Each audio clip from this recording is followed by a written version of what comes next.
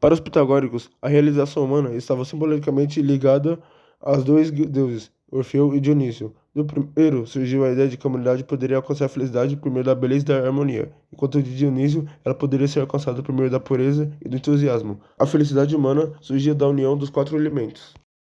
O mito de Orfeu nos fala sobre o poder de sua lira, cuja música acalmava a agressividade, dominava as feras e curava a alma. Traduzindo para Pitágoras, esse mito contém grande simbolismo. A pessoa que consegue estabelecer um bom equilíbrio interior, uma sensação de equilíbrio de alguma forma, alcançará a saúde ao seu redor e a satisfação interior e exterior.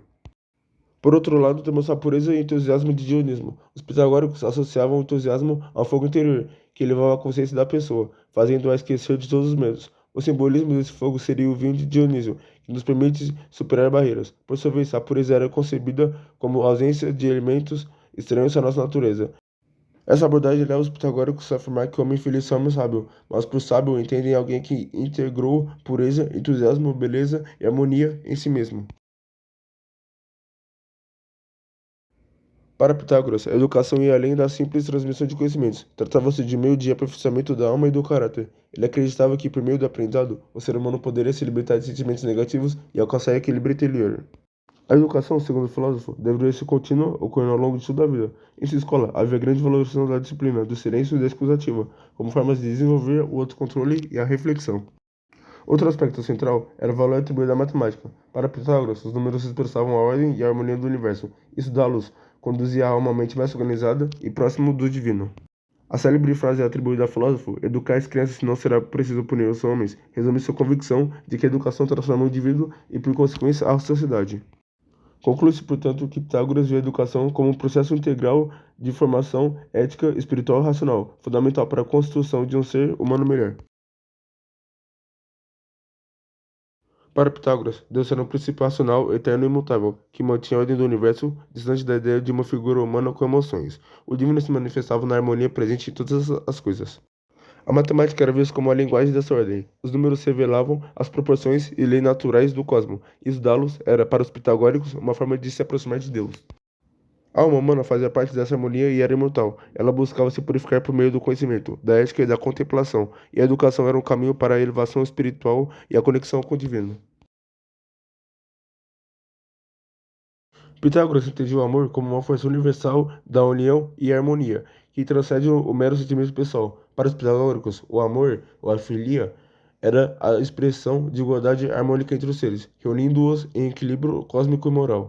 A amizade, identificada por Pitágoras como uma forma elevada de amor, era baseada em destinos ético e espiritual, não em laços de sangue ou interesses materiais. Em sua comunidade, dizia-se que o amigo deveria compartilhar tudo, pois a amizade é uma igualdade harmônica.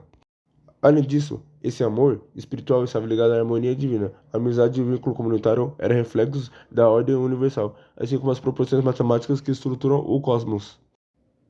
Em resumo, o amor para Pitágoras não era apenas afeto, mas princípio ético cósmico da união, que promovia virtude, equilíbrio interno e ligação espiritual entre os seres.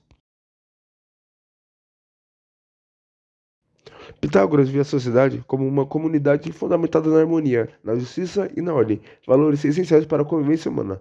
Para ele, assim como no cosmos, onde os números e proporções garantem equilíbrio, a sociedade deveria ser organizada segundo princípios de equilíbrio moral e espiritual.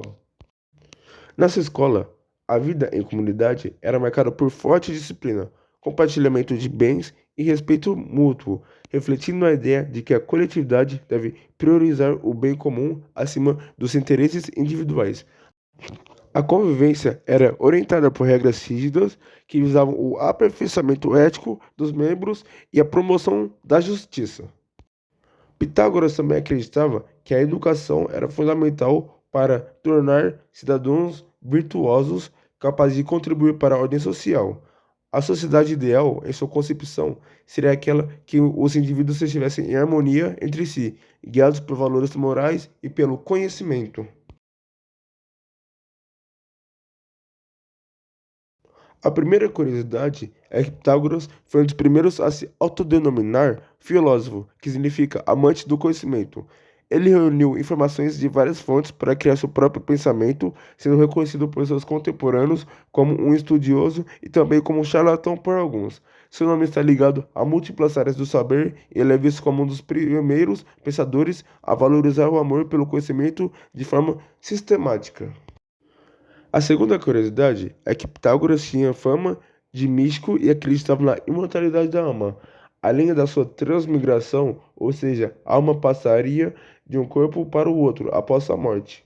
Seus seguidores evitavam comer feijão fava porque acreditavam que isso poderia permitir a fuga da alma do corpo. Histórias atribuídas a ele incluem a comunicação com animais, premonições e memórias de vidas passadas. E a terceira e última curiosidade é que Pitágoras viajava bastante, principalmente ao Egito, onde teria estudado com sacerdotes e aprendido diversas doutrinas, como a metempsicose. Também teria tido contato com culturas da Babilônia, Pérsia e até profetas judeus. Esses contatos ajudaram a formar seu pensamento e ele pode ter sido o primeiro a formalizar, teoricamente, o teorema que leva seu nome, que já era utilizado por culturas anteriores, que no caso, né, é o Teorema de Pitágoras.